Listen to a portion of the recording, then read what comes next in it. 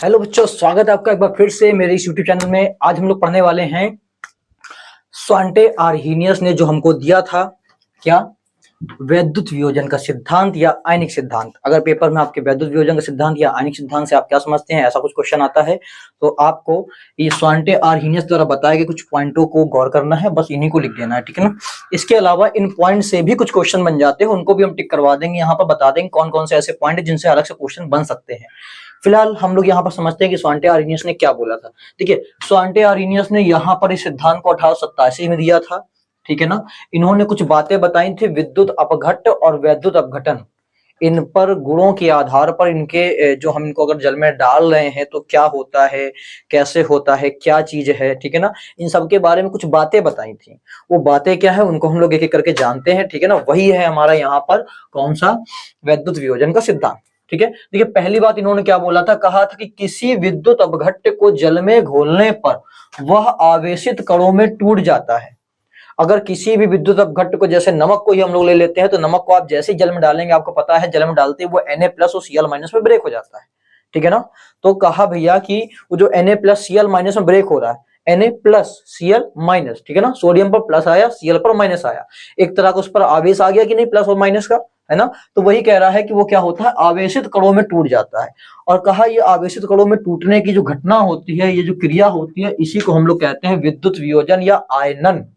ठीक है, किसी विद्युत अपघट्ट का क्या हो जाए, आयनों में टूटना, आवेशित कणों में टूटना, यही क्या कहलाता है, आयनन की क्रिया कहलाता है या विद्युत वियोजन कहलाता है। तो ध्यान रखिए, देखिए आपका एक पॉइंट ये इंपॉर्टेंट है, ठीक है ना, क्योंकि इसमें अलग से क्वेश्चन पूछ लेता है आपसे कि बताइए विद्युत वियोजन से आप क्या समझते हैं या आयनन से आप क्या समझते हैं। ठीक है, तो हम क्या जानते हैं कि अगर हम किसी विद्युत अपघट्ट को जल में डालते हैं तो वो आवेशित कणों में ब्रेक हो जाता है, टूट जाता है। इसी घटना को हम लोग कहते हैं आयनन, ठीक है ना, बात ध्यान रखिएगा।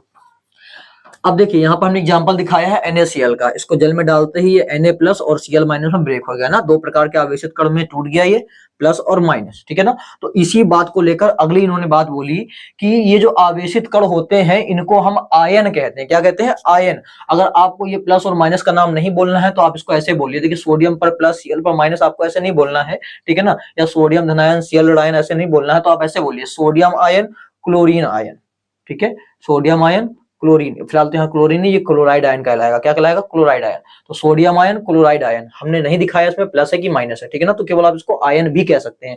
बट अगर आप बताना चाहते हैं तो आप इसको बिल्कुल शो करिए, कह रहा है कि जो आवेशित कण है उनको आयन कहते हैं और ये दो प्रकार के हो सकते हैं, एक तो धनायन, एक तो ऋणायन।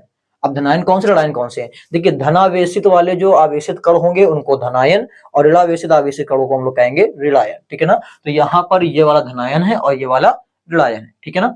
अगली बात इन्होंने क्या बोली, कहा कि विद्युत अपघट्ट का विलयन उदासीन होता है। मतलब अगर हमने क्या किया है, पानी में नमक को डाला है तो उसका जो विलयन बनेगा नमक का, वो कैसा होगा, वो हमारा उदासीन होगा। ठीक है, उदासीन का मतलब उसमें किसी प्रकार का कोई चार्ज नहीं होगा, हमें झटका नहीं मारेगा वो पीते समय, ठीक है ना, एकदम न्यूट्रल चार्ज है। ऐसा क्यों होता है, ऐसा बोला इसलिए होता है क्योंकि अब देखिए प्लस और माइनस अगर किसी में है तो आवेश है, तो उस हिसाब से हमें कुछ झटका वटका लगना चाहिए, बट नहीं लगता। तो क्यों नहीं लगता, क्योंकि ऐसा इसलिए होता है क्योंकि उन्होंने बोला कि जितना प्लस है उतना ही माइनस होता है। तो प्लस और माइनस आपस में एक दूसरे के आवेश को क्या कर देता है, संतुलित कर देता है, जिसकी वजह से वो कैसा हो जाता है, उदासीन, ठीक है ना।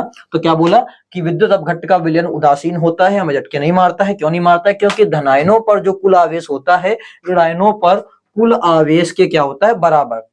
जितना आवेश धनायन का है उतना ही आवेश ऋणायन का होगा। देखिए इस पर अगर एक प्लस है तो एक माइनस है, ठीक है ना, इसी वजह से क्या होता है, ये विलयन उदासीन होगा। अगली बात इन्होंने बोली कि आयनन की क्रिया उत्क्रमणी होती है। उत्क्रमणी का मतलब ये है कि देखिए हमने पानी में नमक डाला, डालते हुए Na+ Cl- से टूट गया, उसके बाद अगर हम पानी को सारा उड़ा दें तो वापस से हमको फिर से तली पर क्या मिल जाएगा, नमक मिल जाएगा, उसी फॉर्म में जैसा हमने डाला था, ठीक है, फिर से वो NaCl जुड़ के ही मिलेगा। इसका मतलब हमने क्या किया है, उत्क्रमणी आपको पीछे चैप्टर में पढ़ा के रखा हमने कि जिस काम को पलटा दिया जाए, जैसे हमने पानी को क्या किया, बर्फ बना दिया, अब बर्फ को हमने वापस से पानी में बदल दिया, तो ये दोनों तरफ क्रिया चल रही है, यही क्रिया क्या है, उत्क्रमणी है, ठीक है ना। बट अगर ये केवल एक तरफ चलती है तो इसको हम बोलते हैं अनुत्क्रमणी, ठीक है। जैसे कि अगर किसी कपड़े को जला दिया जाए तो कपड़े को जलाना क्या है, अब जलाने के बाद वो राख बन गई, राख से वापस हम कपड़ा नहीं बना सकते, तो वो अनुत्क्रमणी है। तो उन्होंने कहा कि आयनन की क्रिया क्या होती है, उत्क्रमणी होती है। इसका मतलब कि अगर हम किसी NaCl नमक को अगर हम पानी में डाल रहे हैं, पानी में डाल के उसको हमने Na+ Cl- ब्रेक कर दिया, तो वापस से वो चीज फिर से अगर पानी को उड़ा दिया जाए तो वापस से हमें क्या मिल जाएगा, NaCl मिल जाएगा, जैसे का तैसा, ठीक है ना। मतलब इसको हम इसमें कन्वर्ट कर सकते हैं और इनको वापस से हम इसमें कन्वर्ट कर सकते हैं, यही क्या है, उत्क्रमणीय क्रिया, ठीक है। पांचवी बात इन्होंने क्या बोल के रखी है, कह रहा है कि किसी विद्युत अपघट्ट का जितना भाग आयनों में टूट जाता है उसे आयनन या वियोजन की मात्रा कहते हैं। अब इस बात का मतलब क्या है, देखिए मान लीजिए हमने 100 ग्राम नमक लिया, उसको पानी में डाला, अब हमने 100 ग्राम डाला है तो जरूरी नहीं है कि पूरा पूरा 100 ग्राम एक बार में टूट जाए, वो Na+Cl- में ब्रेक हो जाए। हो सकता है उस 100 ग्राम में से 70 या 80 ग्राम जो नमक था वो जाते जाते अंदर घुल गया, अब बाकी 20 ग्राम नमक वहां पर ऊपर हमें दिख रहा है, जिसको हमें चम्मच घोलने के बाद, चम्मच में मिलाने के बाद, ठीक है ना, चम्मच से हिलाएंगे उसको, फिर जाके वो घुल जाएगा। तो जितना हमने डाला, डालने के बाद जो 70 या 80 ग्राम एक बार में घुल गया है ना, जितना टूट जाता है तुरंत, उसी को हम लोग क्या कहते हैं, आयनन या वियोजन की मात्रा कहते हैं, ठीक है ना। जितना टूट गया, हमने पूछा कि 100 ग्राम में से कितना घुल गया, आपने कहा 80 ग्राम घुल गया, तो हमने बताइए कि ये 80 ग्राम क्या है, तो आप कहेंगे वो 80 ग्राम क्या है, उसके आयनन या वियोजन की मात्रा है, जितना ब्रेक हो चुका है, ठीक है ना, वो है आयनन या वियोजन की मात्रा। ओके, फिर कह रहा है किसी विद्युत अपघट्ट के गुण जो होते हैं उसके आयनों पर ही निर्भर करते हैं, है ना। जो हमारे पास क्या विद्युत अपघट्ट, जैसे नमक था Na+Cl- वाला था, कह रहा है कि ये जो Na+ और Cl- है, इसके आयनों पर ही क्या करेंगे, ये विद्युत अपघट्ट के गुण होंगे जो निर्भर करेंगे, ठीक है ना। विद्युत अपघट्ट के गुण किस पर निर्भर करते हैं, उसके आयनों पर। ओके, Na+ और Cl- जो आयन हमने ब्रेक किए हैं इसी पर निर्भर करेंगे इसके गुण, क्योंकि जैसे ही हरकत दिखाएंगे उसी हिसाब से तो इसमें हरकत होगी, ठीक है। चलिए अगली बात करते हैं, 7वां नंबर लिखा है किसी विद्युत अपघट्ट के विलयन की चालकता। चालकता मतलब जो भी विद्युत अपघट्ट है उसमें कितनी अच्छी से अच्छी हम विद्युत धारा प्रवाहित कर सकते हैं, कितनी उसमें धारा बह सकती है एक बार में जितनी ज्यादा धारा बह जाएगी वो इसकी चालकता है, ठीक है ना।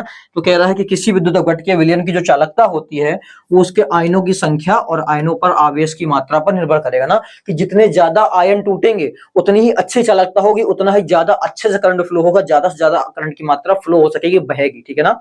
तो आवेश या करंट ज्यादा कब बहेगा, करंट ज्यादा तब बहेगा जब उसमें टूटने वाला जो भी हमने विद्युत अपघट्ट लिया है उसमें आयनों की संख्या जितनी ज्यादा होगी, जितने ज्यादा प्लस माइनस में टूटेंगे उतना ही ज्यादा क्या होगा, विद्युत धारा प्रवाहित होगी। या फिर आयनों पर जो आवेश है, प्लस और माइनस जो होता है, जिसके ऊपर ज्यादा आवेश होगा उस पर करंट बहुत अच्छे से फ्लो होगा। देखिए दोनों को हम समझाते हैं आपको अच्छे से। ये हमारे पास ये 3 एग्जांपल है, NaCl, MgCl2 और AlCl3, ठीक है। अब देखिए NaCl को हमने पानी में डाला तो Na+Cl- में टूट गया। अब यहां पर ध्यान दीजिए, अगर हम आयनों की संख्या की बात करते हैं तो देखिए इसमें कितने आयन टूटे, एक सोडियम का आयन, एक क्लोरीन का आयन, मतलब कि 2 आयन टूटे हैं। टोटल कितने आयन टूटे, 2, ठीक है ना। तो आयनों की संख्या इसमें होगी 2। अब आयनों पर आवेश देखें तो आवेश देखिए +1 है, प्लस और माइनस भी 1 है, मतलब आवेश भी यहाँ पर कितना है, आवेश 1 से ज्यादा नहीं है, ठीक है। बात क्लियर होगी, बिल्कुल। तो एक आवेश है, ठीक है ना। तो अब आगे हम लोग देखते हैं, दोनों पर ही एक एक आवेश था। सेकंड देखिए MgCl2 की बात करते हैं, तो अब यहां पर देखिए Mg2+ और ये 2Cl- टूटेगा, तो आयन कितने टूटे हैं, देखिए 2 क्लोरीन के आयन टूटे हैं और एक मैग्नीशियम का, यानी कि टोटल 3 आयन निकले हैं। अब इन दोनों की तुलना कीजिए, इस पर केवल 2 आयन निकले थे, इस पर 3 आयन निकले थे, यानी कि इसकी चालकता ज्यादा होगी, इसकी कम होगी। आवेश की बात करें तो देखिए इस पर मैक्सिमम प्लस का आवेश केवल 1 प्लस है, बट इस पर मैक्सिमम आवेश देखिए प्लस का कितना है, 2। तो इस पर 1 प्लस है, इस पर 2 प्लस है, यानी कि आवेश की मात्रा भी इसमें ज्यादा है और आयनों की संख्या भी इसमें ज्यादा है, ठीक है ना। तो आयनों की संख्या भी ज्यादा टूट रही है और आवेश भी इस पर ज्यादा है, इसलिए इस वाले विलयन में विद्युत धारा बहुत अच्छे से फ्लो होगी इसकी तुलना में। अब हम लोग बात करते हैं इसके AlCl3 की, तो यहाँ पर देखिए Al3+ में ब्रेक हो गया और तीन Cl टूट गया Cl- में ना। अब यहाँ पर आवेश टोटल देखें कितने, या आयन देखें कितने निकले हैं, देखिए 3 क्लोरीन के आयन निकले हैं, एक एल्यूमिनियम का, टोटल 4 आयन। तो अब इन दोनों की तुलना में देखिए सबसे ज्यादा आयन कौन रिलीज कर रहा है, AlCl3, मतलब सबसे ज्यादा करंट अच्छा इसमें फ्लो होगा। दूसरी बात अगर हम करते हैं कि यहाँ पर हम अगर आयनों पर आवेश की मात्रा देखें तो आवेश देखिए यहाँ पर इस पर कितना है, सबसे ज्यादा 3+ आवेश है, इस पर 1 प्लस था, इस पर 2 प्लस था, इस पर 3 प्लस था, सबसे ज्यादा आवेश भी इसी पर है, पॉजिटिव। तो यानी कि साफ साफ समझ में आ रहा है, जिस पर आवेश की मात्रा ज्यादा होगी या जिसमें ज्यादा आयन टूटेंगे वही सबसे अच्छा क्या होगा, विद्युत का चालक होगा, उसकी चालकता उतनी ही ज्यादा बढ़िया से काम करेगी, ठीक है ना। उम्मीद करते हैं ये सारे पॉइंट आपको समझ में आ गए होंगे। अच्छा, इसमें से हमने आपको एक बताया था कि इसको याद कर लीजिएगा, है ना। अलग से क्वेश्चन बन सकता है कि आयनन क्या होता है या वैद्युत वियोजन क्या होता है। इसके अलावा देखिए एक ये 5वां पॉइंट जो है इसको भी अच्छे ध्यान रखिएगा कि किसी विद्युत अपघट्ट का जितना भाग आयनों में टूट जाएगा उस टूटे हुए भाग को ही हम लोग कहते हैं आयनन या वियोजन की मात्रा, आयनन की मात्रा या वियोजन की मात्रा, ठीक है ना। इस बात को ध्यान रखिएगा। और इसके अलावा तो खास कोई परिभाषा के लिए नहीं है, ठीक है। बस ये 2 तुम्हारे क्या हो सकते हैं आप लोगों के कि ये अलग से आ सकते हैं, ठीक है। जल्दी इसका स्क्रीनशॉट ले लीजिए, फिर हम लोग आगे देखते हैं।